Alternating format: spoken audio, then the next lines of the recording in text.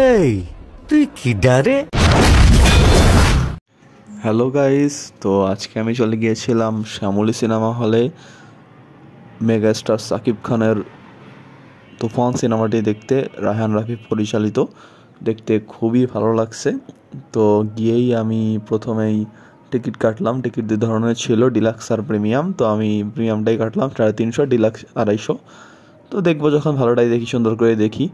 তো টিকিটটা কেটে নিলাম। টিকিটটা কেটে নিয়ে এখন দেখতেছি প্রচণ্ড হাউসফুল।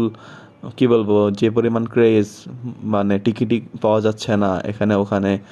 তো আমার মতে হচ্ছে বসুন্ধরা স্টার সিনেপ্লেক্স আর এই শ্যামলী সিনেপ্লেক্স অনেকটা সিমিলার। 3 নাম্বার হল আর এটা প্রায় সিমিলারই বলা যায়। তা আমি এখানেই দেখি প্রায়। তো লাইনে দাঁড়ায় আসছি কখন ঢুকতে দিবে, অপেক্ষা করছি তুফান সিনেমাটা দেখার জন্য, তুফানি ঝড় দেখার জন্য। তো অপেক্ষা করতে করতে ভিতরে ঢুকতে দিল। তো সাথে একটা চিপস কিনে নিলাম। তো ওখানে ভিতরের করিডোরটা দেখতে খুব ভালো লাগতেছিল।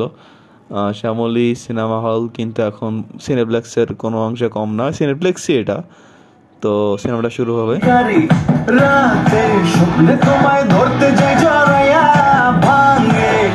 তো আসলে মারাত্মক একটা সিনেমা ছিল, বলে বোঝানো সম্ভব না। আমার রেটিং 10-এর মধ্যে 8.5। জোস জোস। তুফান 2 লোডিং মারাত্মক জোস।